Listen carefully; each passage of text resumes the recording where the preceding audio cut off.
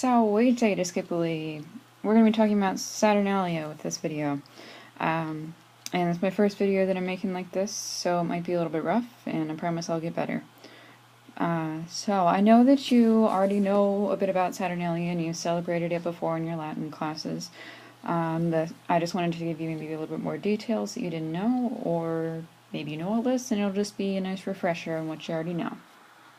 So, Saturnalia is in honor of the god Saturn, hence the name Saturnalia. So, Saturn, he ruled during a golden age before men had to work in order to live. So, meaning that food and water and shelter and everything was just provided by nature. They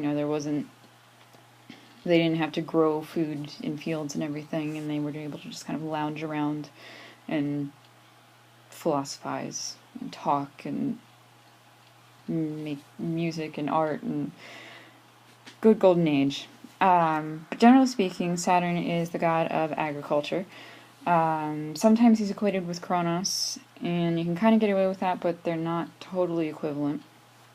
And he is married to the goddess Ops, who is the goddess of fertility and abundance and whatnot. So you've got agriculture, fertility, abundance, growth, just this sense of life and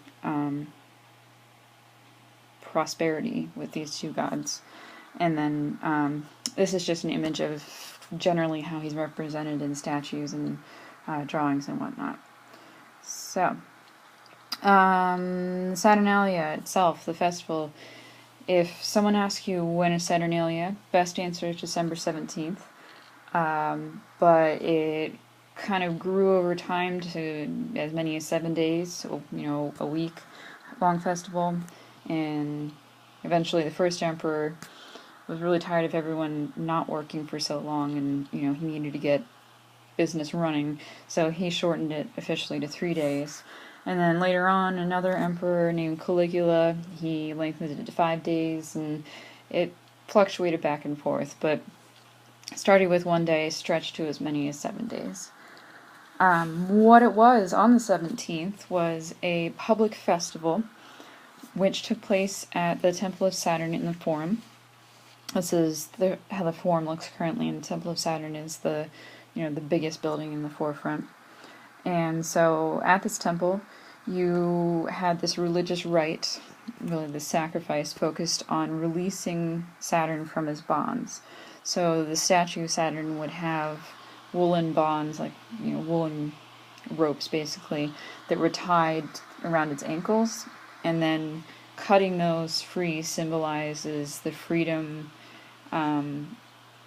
and happiness of this golden age of Saturn, where men weren't tied down by work and obligations and all that fun stuff.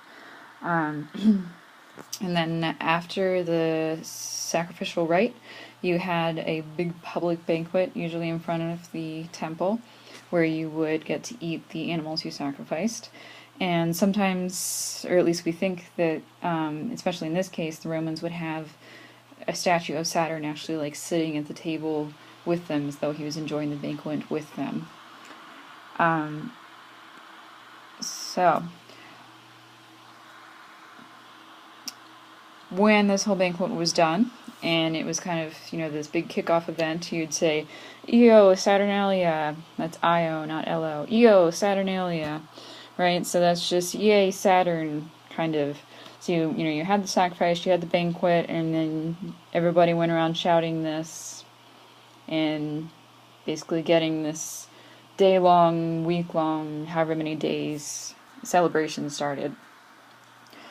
So during this time, main thing would be visiting friends and exchanging gifts.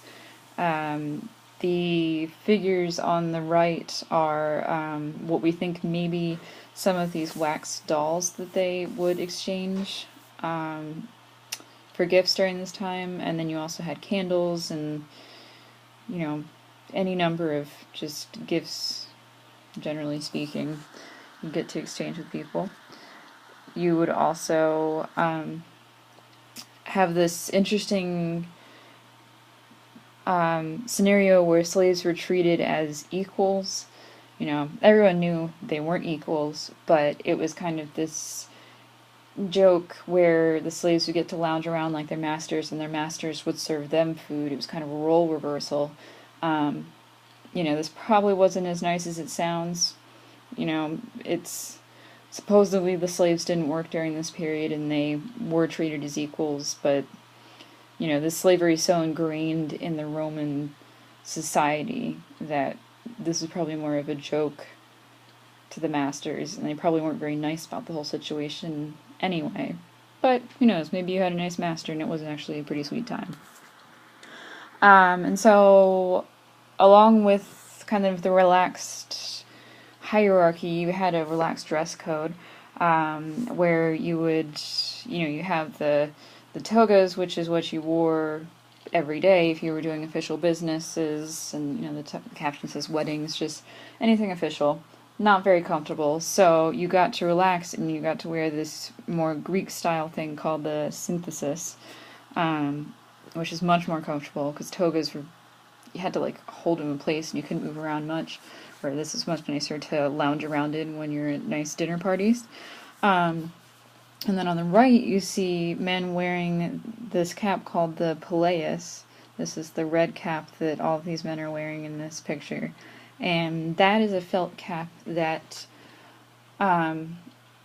slaves would wear when they were freed, when they were no longer slaves because their master released them for whatever reason. They earned their freedom, or a lot of times slaves were released in the wills, you know, when their masters died. So everyone, though, would wear this pileus cap, and it was, again, everything's relaxed, we're all equals, we're all free, right? This is symbolizing a freed slave is who would wear this cap, so we're all free, having a good time. Next thing is gambling. Gambling was not normally allowed out in public, but this time, you know, along with the big dinner parties and gifts, you were allowed to sit around and gamble, you know, make bets, win and lose money. On the right here, you know, we see that we have a mosaic of Romans gambling, and then on the left here, on the right, over on the right, you have a set of dice that the Romans played with. You know, they had dice, I think these were made in the 1st century BC, out of stone. They would also make these knuckle bone style dice from bones. And so that was just another thing that was relaxed. You know, the rules against gambling, you were allowed to gamble. So basically, Saturnalia was just a big, happy, celebratory time, spending time with people and friends, giving gifts, relaxing standards like dress codes and, you know, the hierarchy, and celebrating this god Saturn with agriculture, right? Because it's the depth of winter, you know, it's because of his agriculture that you are able to celebrate. So, Io Saturnalia, Walete.